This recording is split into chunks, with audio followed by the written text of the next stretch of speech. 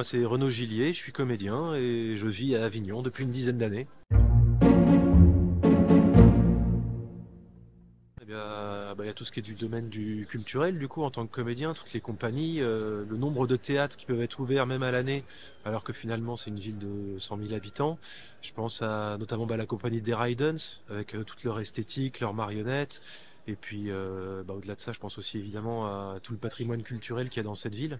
Tout ce qu'on peut visiter juste en se baladant, et ce qu'on peut visiter aussi en rentrant dans les musées qui sont gratuits. Il y a énormément de choses à découvrir à portée de main tout le temps.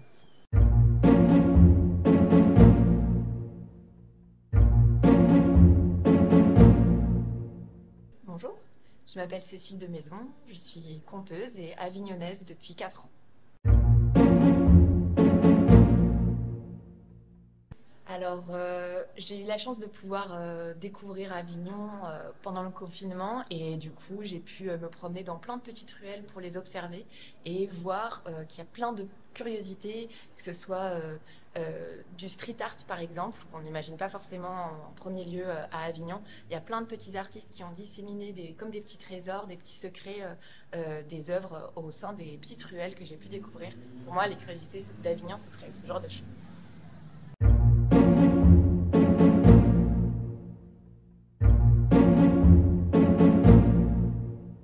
Bonjour, je m'appelle Nance Pierson, je suis danseur et j'habite à Avignon depuis 8 ans.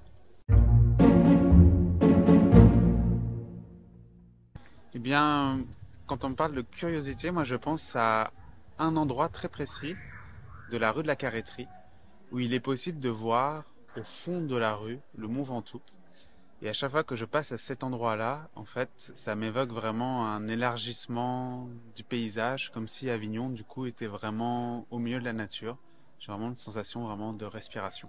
Et bien, cet endroit, il se trouve juste à l'endroit où il y a le Carrefour Market, la pharmacie, le bar très connu qui s'appelle Mon Bar. C'est vraiment dans cette zone-là, quand vous cheminez, tout d'un coup, vous allez regarder vraiment dans l'horizon et vous verrez à un moment donné se dessiner vraiment le Mont Ventoux. C'est un peu le Mont Fuji de la Provence.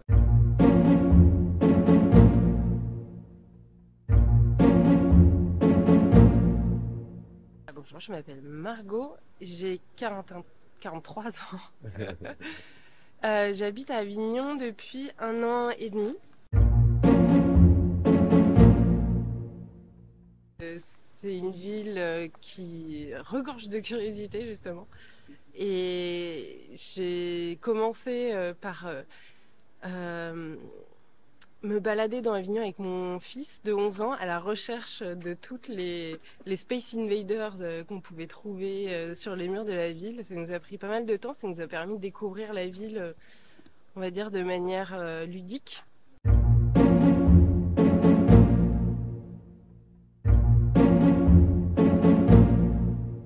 Je suis Chloé, je suis une maman de 2 enfants, j'ai 34 ans et ça fait 8 ans quasiment que je suis sur Avignon. Curiosité Avignon, pour moi, ça me fait penser au fait que même après 8 ans, je peux me promener dans Avignon toujours avec du plaisir et de la curiosité parce qu'il y a toujours des choses qui m'interpellent ou des choses que je n'avais pas encore vues ou remarquées, que ce soit des bâtiments, des petites statues. À côté du parc Pétramal, par exemple, il y a une tête de singe qui sort du mur en hommage à l'auteur de La planète des singes. Je ne savais pas qu'il était avignonnais, par exemple.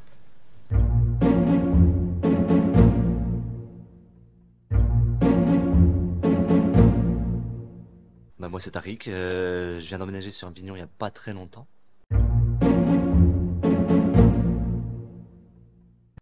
Curiosité touristique, je pense au Palais des Papes, au Pont d'Avignon, voilà les classiques. La curiosité sur le théâtre aussi. Et grosse curiosité sur l'architecture de la ville aussi. Il y a un mélange de nouveaux et d'anciens, avec les murailles, les nouveaux bâtiments qui sont construits dans la ville. Donc la curiosité de voir un petit peu ces deux mondes cohabiter entre l'ancienne cité des papes et la ville moderne, on va dire.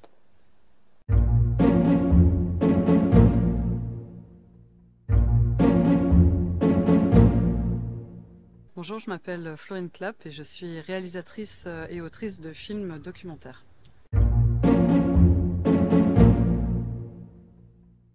Ça m'évoque la rue des Nainturiers, qui est une rue pavée avec des roues qui tournent dans la Sorguette. Et mon bureau donne sur une baie vitrée qui donne sur une de ces roues-là. Et j'aime bien regarder le comportement des gens, des touristes qui vont vers ces roues. Et je me suis rendu compte que si elles ne tournent pas, ça dérange les gens. Et les gens se mettent à activer eux-mêmes les roues. Et elles ne tournent pas quand le niveau de l'eau est trop bas.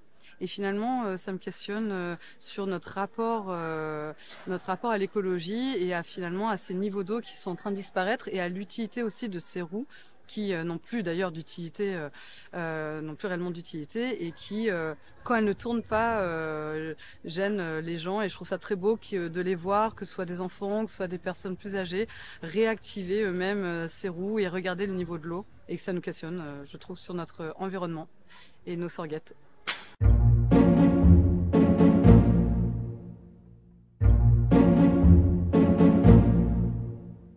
Salut, moi c'est Elsa, je suis réalisatrice et j'habite à Avignon depuis 3 ans.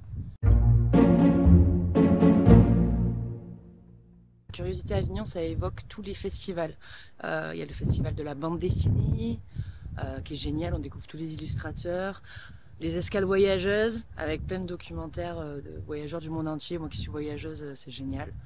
Après, il y a le festival évidemment de théâtre, il y a le Frames Vidéo Festival avec toutes les créations numériques, plein de choses au parc des expos. Enfin, toute l'année, il y a vraiment tout le temps des festivals et du coup, pour nourrir sa curiosité, c'est trop bien.